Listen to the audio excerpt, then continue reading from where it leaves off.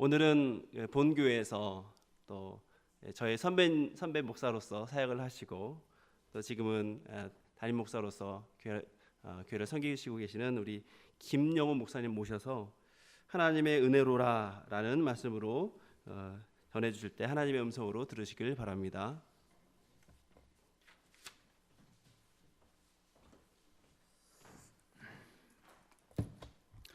할렐루야. 네, 아멘을 잘하는 교회가 좋은 교회입니다. 예, 참 오랜만에 말씀을 전하는 것 같아요.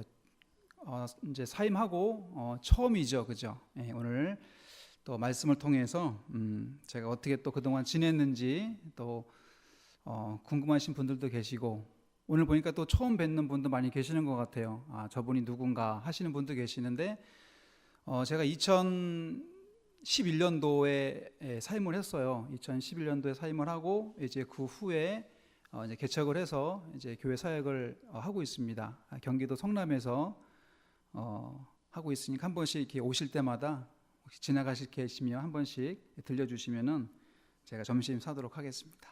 네, 꼭 기억해 주시면 감사하겠습니다. 제가 수서은혜 교회는 가끔씩 옵니다. 예, 제가 이제 평일 때 오는 경우가 많아서 담임 목사님은 자주 뵀는데 또 성도님들 많이 못 뵌 것 같아요. 또 제가 지금 아직 그 한선호에 같이 있어요. 한선호에 있기 때문에 김인희 목사님은 노예 때마다 또 뭐 시차례 때마다 자주 뵙고 또 교제를 하고 있습니다. 지지난주에 정규태 목사님하고 또 장영기 목사님도 왔다 가셨다고 그렇게 얘기를 들었습니다. 어제 세 분이 같이 와야 되는데 같이 모이기가 어렵더라고요. 같이 사역할 때는 자주 뵀는데 또 이제 각자 또 흩어져서 사역을 하다 보니까는 만나는 기회가 자주는 많이 없습니다. 늘 또 통화하고 같이 또 기억하고 있습니다. 언제나 수서은혜 교회에서 말씀을 전하나 기억을 했는데 드디어 하나님께서 기회를 주셨습니다. 또 오늘 말씀을 통해서 우리가 다시 한번 주의 은혜가 우리에게 임하는 귀한 은혜의 시간이 되어지기를 주님의 이름으로 축원드리겠습니다. 김인희 목사님께서 이제 안식월을 가시면서 전화를 하셨어요. 수요예배 와서 한 말씀만 전해라 해서 이제 어떤 말씀을 전할까 고민을 많이 했어요. 기도하면서 하다가 그래, 그래도 어떤 고향과 같은 교회, 제 모교와 같은 교회를 이제 방문을 하니까 그동안 어떻게 제가 또 지냈는지 별로 안 궁금하시겠지만 또 개척 초기부터 지금까지 어떻게 하나님께서 또 사역 가운데 은혜를 주셨는지 그 말씀을 같이 좀 나누는 그런 시간을 가지려고 합니다. 오늘 10절에 보면 그러나 내가 나된 것은 하나님의 은혜로 된 것이니 내게 주신 그의 은혜가 헛되지 아니하여 내가 모든 사도보다 더 많이 수고하였으나 내가 한 것이 아니요 오직 나와 함께 하신 하나님의 은혜로라. 아멘. 이 10절에 보면 은혜라는 단어가 3번이나 나옵니다. 수서은혜 교회에서 또 은혜를 전하고, 오늘 제가 또 수예배 설교도 본교에서도 은혜를 또 전했습니다. 이 바울은 이 한 절 속에 은혜라는 말을 3번이나 반복합니다. 그만큼 바울이 이 한 구절 속에 은혜라는 것을 계속해서 반복한다는 것은 그만큼 은혜라는 것이 이 바울에게 있어서 굉장히 중요한 말씀이기 때문에 이 바울은 계속해서 말씀 속에 은혜를 말씀하고 있습니다. 우리 한번 따라해 보겠습니다. 나의 나된 것은 하나님의 은혜로라. 아멘. 믿으십니까? 나의 나된 것은, 바울의 고백이지만 우리 모두의 고백이 되어져야 합니다. 나의 나된 것은 하나님의 은혜로라. 저는 이 말씀을 읽을 때마다 은혜가 되는 거예요. 하나님의 은혜로라. 나의 나된 것은 하나님의 은혜로라. 이렇게 얘기를 하고 있습니다. 바울은 자신의 삶을 되돌아보면서 바울이 1차, 2차, 3차 선교여행을 떠나죠. 그리고 로마에 잡혀가서 이제 투옥돼서 이제 순교를 당하게 되는데, 이 바울이 1차, 2차, 3차까지 그 여정을 보면은 짧게는 18년, 길게는 20년, 굉장히 긴 사역이죠. 20년 동안 바울이 그렇게 3차까지 선교 여행을 떠났습니다. 그렇게 선교 여행을 하면서 많은 어려움과 고난이 있었죠. 그렇게 어려움과 고난 가운데 바울이 뭐라고 고백하냐면 그 모든 것은 하나님의 다 은혜였다라고 바울이 고백을 하고 있습니다. 사랑하는 수서은혜 교회 성도 여러분, 우리의 삶 속에 주의 은혜가 늘 함께 하심을 믿으시기를 바랍니다. 하나님의 은혜가 늘 우리에게 함께하고 있다라는 거예요.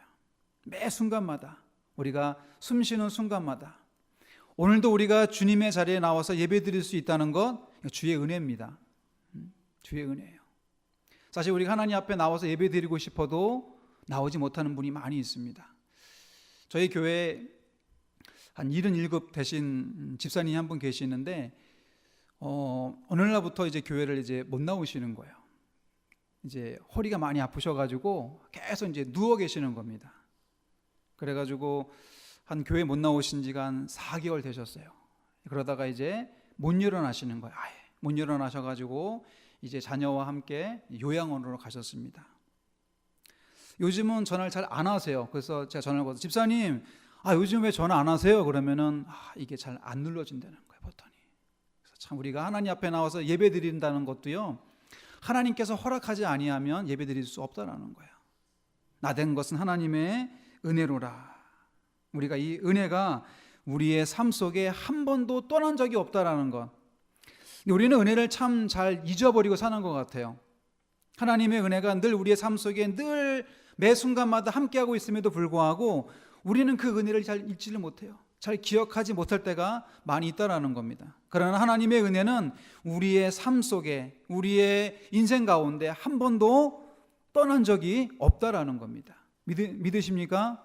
아멘. 이 바울은 그것을 고백하는 거예요. 이 10절 속에 은혜로라. 하나님의 은혜로라. 이 하나님의 은혜를 계속해서 우리에게 말씀하고 있습니다. 8절에 보면 맨 나중에 만삭되지 못하여 난 자 같은 나에게도 보이셨느니라. 만삭되지 못한 나에게도 하나님께서 내게도 보이셨다. 그게 은혜라는 거죠. 자, 우리 9절 같이 읽어보겠습니다. 시작. 나는 사도 중에 가장 작은 자라. 나는 하나님의 교회를 박해하였으므로 사도라 칭함받기를 감당하지 못할 자니라. 나는 사도 중에 가장 작은 자였다. 그리고 나는 교회를 핍박했던 사람이었다. 나 같은 사람이 어떻게 사도가 되고, 나 같은 사람이 어떻게 일꾼이 되고, 나 같은 사람이 어떻게 하나님의 복음을 전하는 일꾼이 될 수 있는가? 나는 자격이 없다라는 거예요. 자격이 없다라는 거죠. 10절에 그러나 내가 나된 것은 하나님의 은혜로 됐다. 바로 바울의 고백이죠. 여러분, 바울의 고백이 우리의 고백도 되어야 됩니다. 여러분, 우리가 하나님 앞에 우리가 때로는 목회자로서, 때로는 장로로서, 때로는 집사로서, 때로는 여러 가지 교사와 성가대로서 사실 우리가 자격이 있어서 하나님 앞에 우리가 서는 것 아니잖아요. 그렇죠? 우리가 자격으로 선다 그러면 저도 이 자리에 설 수 있는 자격이 없는 사람이죠. 그러나 우리가 하나님의 은혜로 우리에게 귀한 직분을 주신 줄로 믿습니다. 그러므로 모든 것이 다 하나님의 은혜라는 거죠. 그 은혜가 우리의 삶 속에 늘 떠나지 않는다라는 겁니다. 이렇게 교회를 핍박하고 때로는 사도로서 감당할 수 없는 연약한 지체였음에도 불구하고 하나님께서 나를 사도로 부르신 것, 그게 바로 하나님의 은혜라고 바울이 하나님 앞에 은혜를 고백하고 있습니다. 은혜를 아는 사람의 가장 그 특징은 뭐냐면은 감사한다라는 거예요. 감사. 내가 얼마나 감사하고 있는가, 내 삶 속에 얼마나 내가 작은 것에서도 감사하고 있는가, 그 감사가 많이 할수록 그 사람 하나님의 은혜를 아는 사람입니다. 바울은 늘 삶 속에서 하나님 앞에 감사를 하거든요. 에베소서, 빌립보서, 골로새서, 빌레몬서, 여러분 다 아시죠? 이 수서은혜 교회는 굉장히 말씀으로 아주 잘 양육받는 교회로 노웨이도 소문이 났습니다. 그래서 이제 옥중서신이잖아요, 그죠? 옥중서신인데 바울은 빌립보서에서 뭐라고 얘기하면 늘 하나님에 대해서 기쁨과 감사를 얘기하고 있잖아요. 그래서 우리가 은혜를 아는 사람은 뭐냐? 하나님 앞에 늘 감사할 수 있는 그런 믿음의 사람이 되어야 할 줄로 믿습니다. 바울이 이렇게 은혜를 알고 그 다음에 은혜를 맡은 사도로서 모든 것이 주의 은혜라고 고백을 하는데, 그렇다면 이 은혜를 아는 이 속에는 어떤 의미가 숨겨져 있는가? 우리가 한번 말씀을 좀 이 말씀을 통해서 좀 무엇인가 좀 깨닫기를 원합니다. 이 바울이 말하는 은혜, 이 속에는 크게 세 가지 의미가 있습니다. 첫 번째는 뭐냐면 하나님은 나의 삶을 인도하시는 분이다 라는 겁니다. 우리 한번 따라 보겠습니다. 하나님은 나의 삶을 인도하시는 분이십니다. 믿으십니까? 하나님은 나의 삶을 인도하시는 분이다. 여러분, 인생에 있어서 하나님이 우리의 삶을 인도하고 있다는 것, 우리가 이것을 늘 우리가 매일 삶 속에서 기억하고 있어야 돼요. 여러분, 우리의 인생에 있어서 우연은 없어요. 우연이 있나요? 우연이 있을 수 있지만 하나님은 그 우연 속에 하나님의 뜻을 이루는 또한 계기로 또 하나님께서 삼으신다라는 겁니다. 하나님께서 날 어떻게 인도하셨는가? 제가 2011년도 1월 달에 제가 이제 교회를 사임을 했어요. 수서은혜 교회를 사임을 하고, 그때 사임했을 때 이제 그때 배경을 보면 이제 개척을 늘 기도하고 있었지만은 이렇게 구체적으로 어떤 것은 이제 기도하지 않았어요. 그런데 하나님께서 이제 길을 여셨는지 이제 분당에 가면 이제 독수리 학교라고 있습니다. 아마 아시는 분도 계시고, 이제 대언학교예요. 독수리 학교라고 이제 학교가 있는데 학교에서 연락이 왔어요. 그 당시에 제 아내가 그 학교에 이제 교사였거든요. 교사로 이제 재직을 하면서 그 학교에서 이제 이 안에서 교회를 세우면 좋겠다. 그렇게 이제 교장으로부터 연락이 이제 아내를 통해서 와가지고 이제 학교를 갔어요. 학교를 가서 이제 면담을 했죠. 그래서 이제 여러 가지 이제 다 조율을 마치고 이제 이사회에서 조금 이제 통과만 되면 이제 학교 안에서 이제 교회가 세워질 수 있습니다. 그렇게 얘기가 됐어요. 그래서 이제 학교에서 빨리 좀 사택도 좀 이전했으면 좋겠다 해가지고 부랴부랴 또 이제 사택까지 다 분당으로 옮겼어요. 사택도 옮기고 그다음에 이제 학교에서 연락 오기를 기다렸습니다.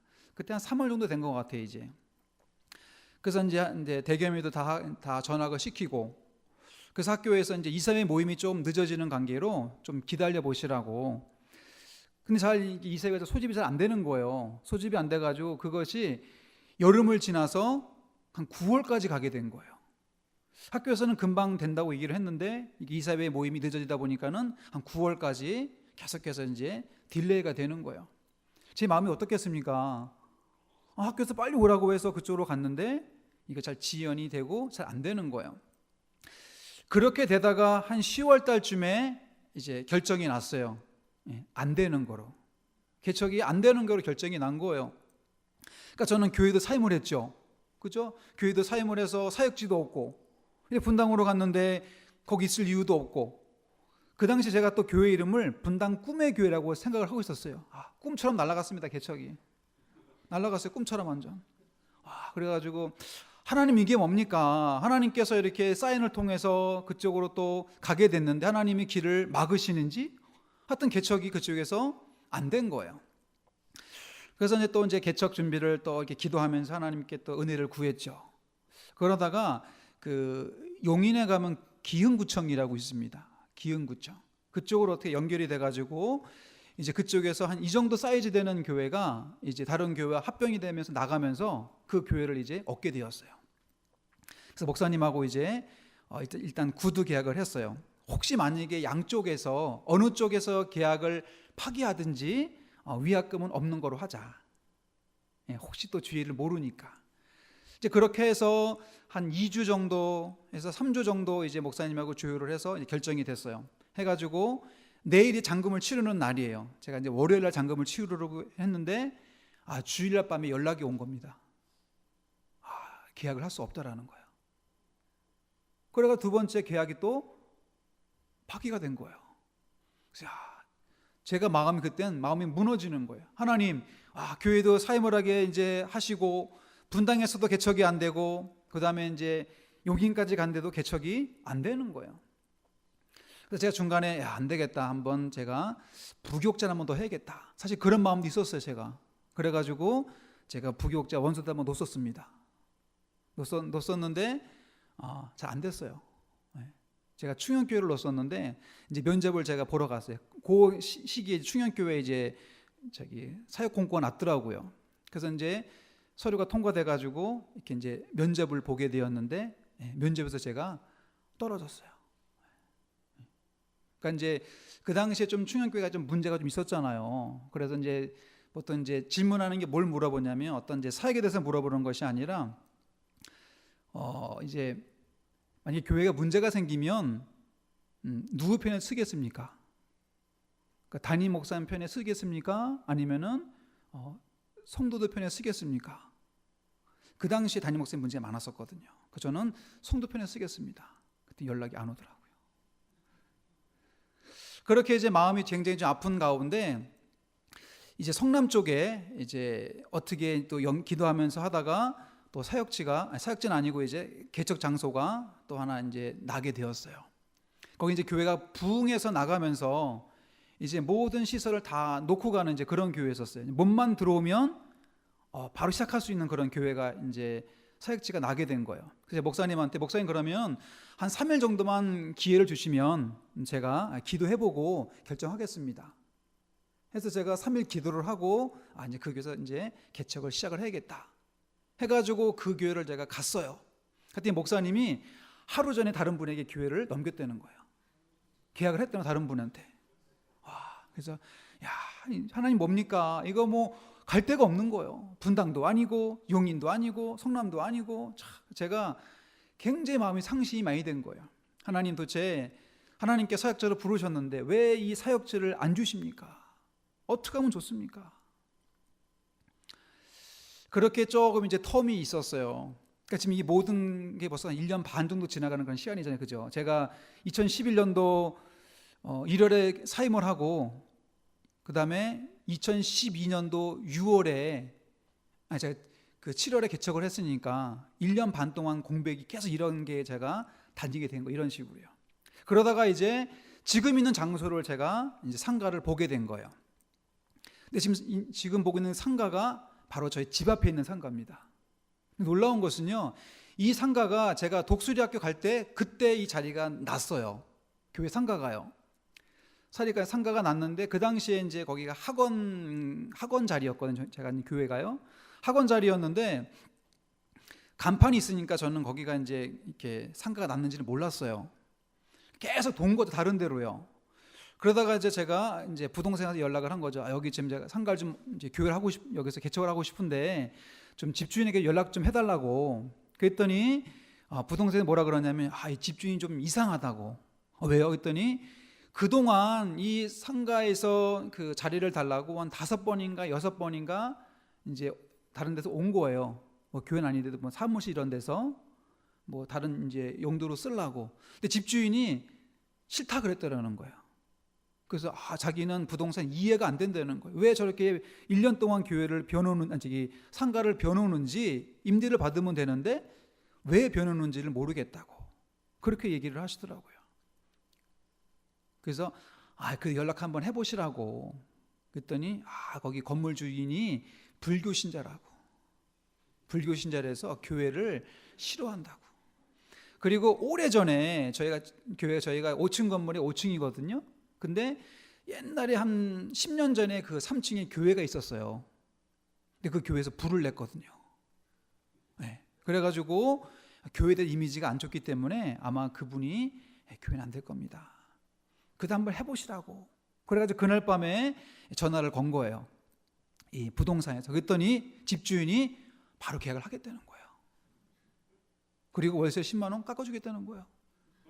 아마 이제 1년 동안 이제 아마 상가가 배 있어서 그런지 마음이 이제 흐물흐물해진 거예요. 그래서 그렇게 개척을 이제 그곳에서 2012년도 이제 7월 달이죠, 그죠? 네, 7월 달. 7월 달에 개척을 시작을 해서 이제 올해가 이제 만으로는 4년, 횟수로 4년.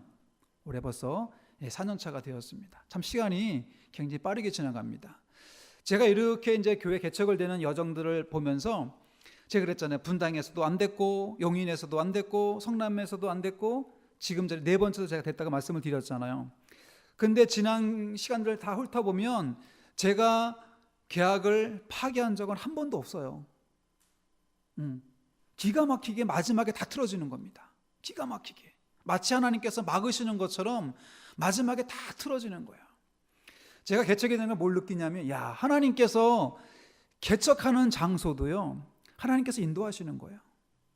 그러니까 제가 하나님께서는 저를 통해서, 저라는 그릇을 통해서 어떤 성도를 구원하고 복음을 전하고 그런 사역지를 하나님께서 예비해 놓으신 것이 지금 있는 그 장소라는 거예요. 근데 제가 다른 곳을 자꾸 가려고 그러니까 하나님께서 막으시는 거죠. 야, 너 글로 가면 안 돼. 그건 네 자리가 아니야. 마치 요나가 니느웨로 가는 것처럼 글로 가면 안 되는 거였었어요. 제가 분당으로 가서도 안 되었고 용인으로 가도 안 되는 거였고요. 그 다음에 다른 성남으로 가는 것도 안 됐고, 지금 있는 그 장소에서 목회를 하고 개척을 하는 것이 하나님의 뜻이었다라는 것을 제가 먼 훗날 그것을 깨닫게 되었어요. 하나님께서 그것을 개척하신 이유 중에 하나가, 많은 이유 중에 하나 뭐냐면은, 저희 장인 장모님이 이제 장인어른이 내년에 90이세요. 장모님이 이제 85세시고, 근데 교회를 처음 나오시는 거예요. 처음 나오셨어요.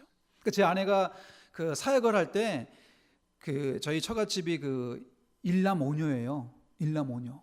일남오녀인데 제 아내에게만 저희 그 장모님이 대학 등록금을 안 주셨어요.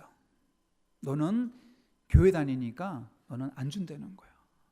그렇게 교회에 대해서 핍박을 하고 교회에 대해서 안 좋은 이미지를 가지고 있고, 그게 왜 그러냐면, 옛날에 그 저희 처갓집 집을 질 때 예수 믿는 사람이 어떤 좀 문제가 있었어요. 그래가지고 굉장히 안 좋은 인상이 되게 많이 가지고 있어요. 그러다 보니까는 하나님께서 왜 이곳에 교회를 개척하셨는가? 그 중에 이유 하나는 장인 장모님을 구원하는 것이 아닌가? 만약에 멀리 가시면은 교회 못 나오시잖아요. 그래도 사이가 개척을 했다고 이제 교회 나오시고 이제 세례도 받으시고 이제 집사직분도 받으시고 얼마나 좋습니까? 여러분, 교회가 크든 작든 이게 중요한 게 아니에요. 하나님께서 그 교회를 세우시고 그 교회를 인도하고 있다는 건, 저는 그것을 교회를 개척한 다음에 깨닫게 된 겁니다. 하나님께서 바울만 이 모든 것은 나의 은혜로라, 바울만 그것을 깨달은 것이 아니라 저도 깨달았고요, 여러분들도 하나님께서 내 삶을 인도하고 있다는 것, 지금도 하나님은 내 삶을 인도하고 있다는 것, 우리가 이것을 늘 삶 속에서 깨달을 수 있어야 된다는 거예요. 우연은 없다라는 겁니다. 하나님 모든 계획 속에 모든 것이 이루어진다라는 거예요. 여러분, 1분 1차에 오차도 없다라는 거예요. 여러분, 우리가 그 밤에 보면 하늘에 달 보이죠? 달. 여러분, 우리가 보는 달은 항상 금면인 거 아시죠? 뒷면 못 보는 거. 우리는 뒷면을 못 봐요, 달은요. 우리가 평생 동안 항상 금면만 봐요. 왜냐하면 달하고 지구하고 이 자전주기가 똑같거든요. 그래서 우리는 뒷면을 못 본다라는 거예요. 항상 금면만 본다라는 거예요. 하나님은 그렇게 1.1에게 오차도 없으신 분이 하나님은. 여러분, 그 하나님이 우리의 삶을 인도하실 때 대충 인도하시겠습니까? 하나님의 놀라운 계획 속에 우리를 인도하시고 우리를 지금도 선하게 우리를 인도하고 있는 줄로 믿습니다. 바로 그것이 하나님의 은혜라는 거예요. 그래서 바울의 삶 속에 하나님의 은혜로라, 이것은 뭐냐면 하나님이 내 삶을 지금까지 이렇게 인도해 주셨다, 매 순간마다 하나님께서 채워주셨다, 이런 은혜를 바울이 경험하고 있다는 것입니다. 자, 두 번째, 바울이 하나님의 은혜로라 이라고 고백하는 그 말 속에는 무슨 의미가 있냐면, 우리 한번 따라해 보겠습니다. 하나님은 필요를 채워주시는 분, 믿으십니까? 하나님은 우리의 필요를 채워주시는 분이에요. 바울이 사역을 할 때 보면 1차, 2차, 3차 전도행을 하면서 보면 바울의 삶 속에 하나님 필요할 때마다 때로는 디모데를, 때로는 필요할 때 그 모든 사역자들 하나님께서 그 바울에게 붙여주는 것을 볼 수 있어요. 그때마다 필요할 때는 브리스길라와 아굴라를 붙여주고, 모든 삶 속에 그때마다 하나님이 우리의 삶 속에도요, 그때마다 필요를 채워주시는 분, 하나님이 우리를 풍족하게는 하지 않지만 우리의 삶 속에 하나님은 우리의 필요들을 채워주시는 분, 믿으십니까? 예. 그렇게 교회가 개척이 됐어요. 근데 뭐가 문제냐면 반주자가 없어요. 반주자가 없는 거예요. 뭐 눈 씻고 찾아봐도 반주자가 없어요. 뭐 사실 인원이 저희는 많이 안 모이니까 그 중에서 반주자가 없어. 제 아내가 이제 반주를 하는데 초창기 때 제 아내가 피아노를 안 배웠거든요. 그러니까 이제 뭐 샵이나 플랫이 3개 이상 붙으면은 손이 안 움직여요. 그러니까 제가 찬송가 고를 때 굉장히 어려운 거예요. 그냥 아주 쉬운 것만 불러야 돼요. 근데 늘 쉬운 것만 부를 수가 없잖아요. 제 아는 목사님한테 그래가지고 목사님, 제가 개척을 했는데 좀 반주기나 사달라고 제가 얘기를 했어요. 그랬더니 그 어떤 아는 목사님이 그럴 필요 없다. 하나님이 반주자 보내주실 거라고. 그래서 앉아주시더라고. 앉아주셨어요. 그래가지고 걱정하지 말라고. 하나님이 좀만 기다리면 반주자를 보내주실 거라고. 근데 눈 씻고 찾아봐도 반주자가 없어요. 그렇게 한 달인가 지냈을까? 저희 이제 교회가 좀 5층에 있어서 좀 이렇게 잘 안 보여 간판이 1층에서 보면요. 근데 어느 이제 저희 그 앞에 편의점이 있거든요. 편의점 앞에 맞은편에 보면 세븐일레븐에는 편의점이 있는데 토요일 날 이제 어떤 사람이 거기를 가다 보니까 이제 뜻하신 교회 간판이 보이는 거예요. 그래서 갑자기 눈이 들어왔나 봐요. 이제 이분이 이제 분당 우리 교회 다니셨던 이제 신혼부부였는데 교회가 머니까 이제 교회를 이렇게 찾았는지 하여튼 전화를 한 거예요. 교회를 토요일 저녁에 내일 예배가 몇 시냐고. 그래서 몇 시라고. 보통 묻고서 많이 안 와요. 근데 그분이 이제 그 신혼부부가 왔어요. 와가지고 보통 이제 이렇게 새로 오신 분들은 이제 수소원에게도 마찬가지지만 이렇게 밥을 먹잖아요, 그죠? 예배 끝나고. 근데 작은 교회도 밥을 먹는데 이렇게 좀 쑥스러운 분은 잘 안 먹고 그냥 가세요. 많이 열이면 한 7, 8 그냥 가세요. 잘 식사 안 하시고. 근데 신혼부부 이분들이 밥을 먹고 가겠다는 거예요. 그렇게 한 달인가 이제 나왔는데 알고 보니까 이분이 전에 그 좀 큰 교회에서 이제 대비 반주를 했더라고요. 그러니까 정식으로 뭐 이제 배운 건 아닌데 그래도 어릴 때부터 반주를 해왔기 때문에 이제 교회 반주를 계속 했대요. 그래서 얘기를 했더니 그럼 제가 하겠다고 반주를. 그래가지고 한 달 정도 있다가 이제 그 자매가 교회에 이제 반주를 하게 됐어요. 쭉 반주를 이제 해오다가 작년에 그 이제 신혼부부가 쌍둥이를 낳았어요. 쌍둥이를 낳았는데 이제 그러다가 하다 보니까 또 반주자가 또 없는 거예요. 그래가지고 이제 올해 굉장히 힘들었어요. 연초에 이제 반주자가 공석이 생긴 거예요. 그러다가 이제 1월 말이 됐는데 아는 전도사님이 연락이 온 거예요. 좀 추천서 하나 써달라고 저한테. 그래서 와라 써주겠다고 했더니 올해 1년은 좀 사역을 본인이 쉴 거래요. 이제 대학원 공부하면서. 그래 쉬면서 그럼 반주 좀 해가지고 지금 이제 그 전사님이 1년 동안 이제 반주를 섬기고 있습니다. 하나님 우리의 필요를 채워주시는 분입니다. 믿으십니까? 걱정하지 마십시오. 하나님 앞에 기도하면 하나님 반드시 우리의 필요를 채워주시는 분이에요. 이제 교회 개척을 하고 한 3년 정도, 한 2년이 좀 지났는데 보통 이제 개척 교회들은 굉장히 그 월세가 부담이 돼요. 그죠? 그래가지고 제가 집주인한테 얘기를 했어요. 전화를 해가지고 사장님 좀 저희 교회를 좀 전세로 좀 바꿔달라고. 그랬더니 안 된다 그러더라고요. 요즘 누가 전세로 바꿔주냐고. 다 월세로 해야지.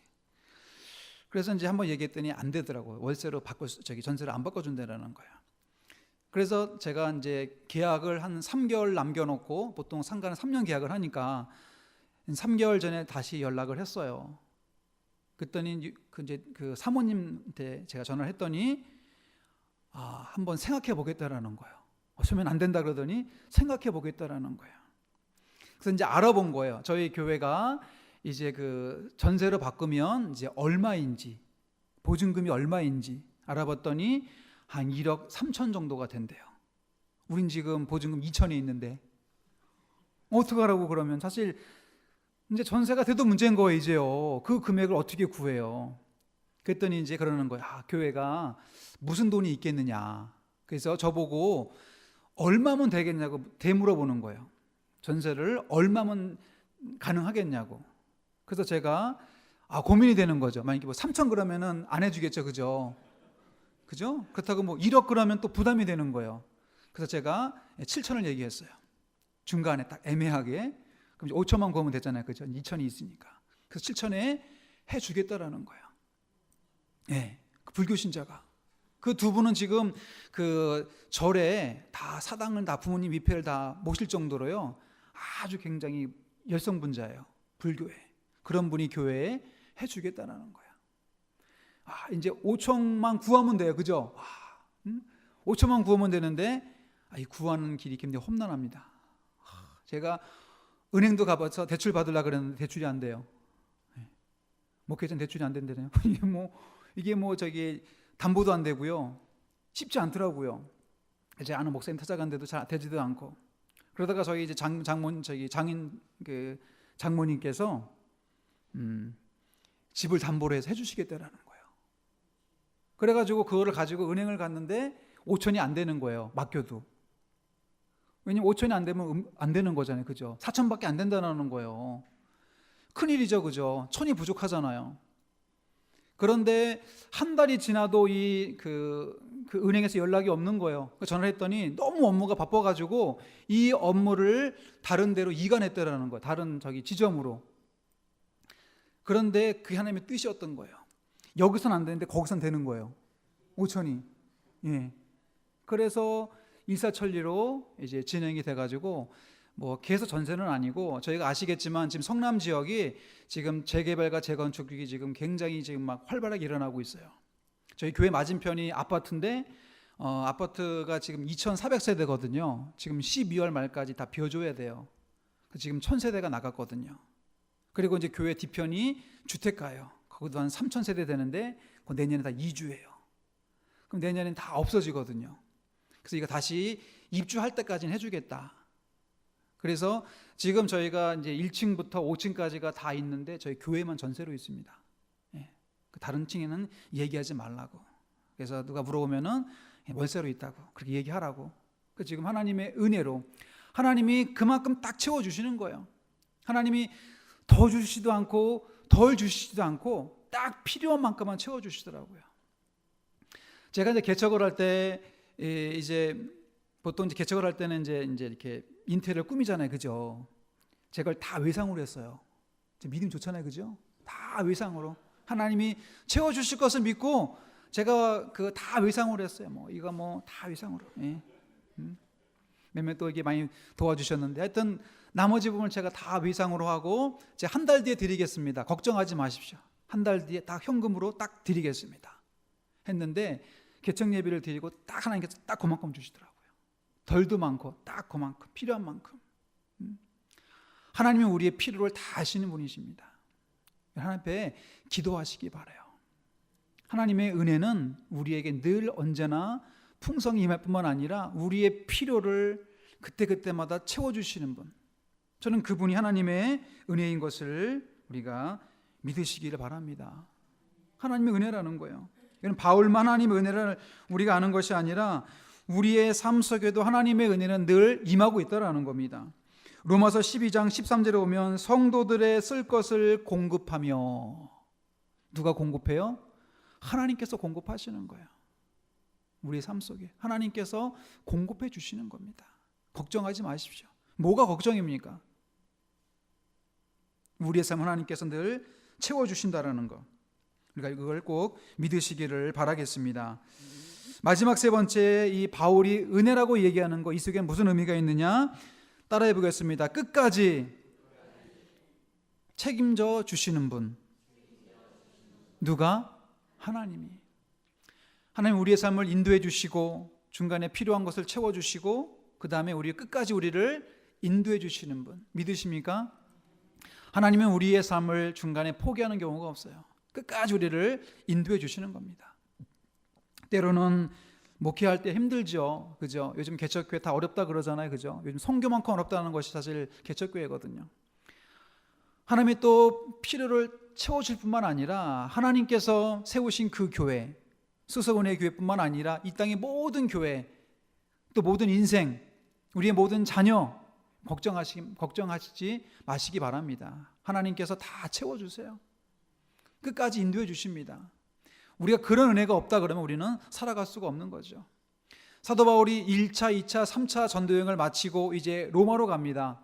로마로 갈 때 바울이 뭐라 그럽니까? 내가 저 예루살렘으로 가면 환난과 때로는 핍박과 고난이 있지만 나는 그곳을 가야 된다. 가야 된다.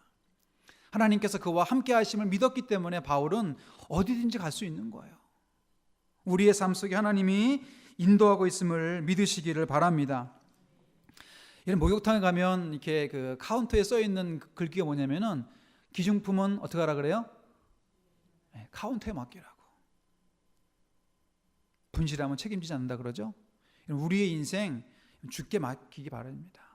주께 맡겨야 돼요. 주께 맡긴 인생 주님께서 책임져 주십니다. 근데 우리가 잘 못 맡겨요, 그죠? 우리가 믿음이 없어요, 우리가 때로는. 하나님께 맡긴다고 하자 늘 걱정하고 근심하는 것이 우리거든요.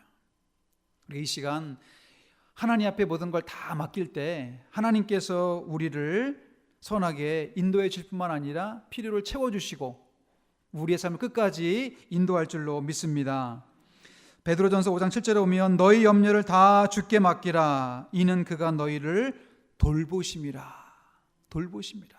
우리를 고와 같이 내버려 두는 것이 아니라 우리의 삶을 끝까지, 이 세상 끝날 때까지, 우리 예수님께서 말씀하셨죠. 내가 세상 끝날 때까지 너희와 함께 할 것이다.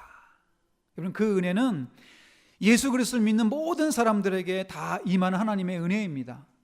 어떤 개인에게, 어떤 특별한 사람에게만 임하는 것이 아니라 저같이 참 연약한 작은 개척교회 섬기는 목사에게도 하나님께서 인도하시고 채워주시고 공급해 주시고 하나님께서 끝날까지 붙들어 주시는 것처럼 우리 모든 성도들, 특별히 오늘 수서은혜교회 나오신 이 모든 성도들 삶 속에 이런 은혜가 우리에게 임하게 된다라는 겁니다.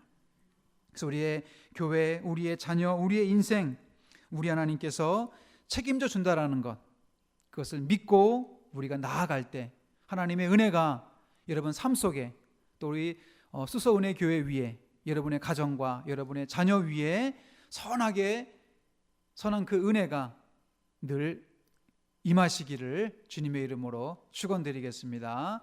아멘. 우리 이 시간 우리 한 가지 놓고 하나님 앞에 기도하겠습니다. 우리 하나님의 은혜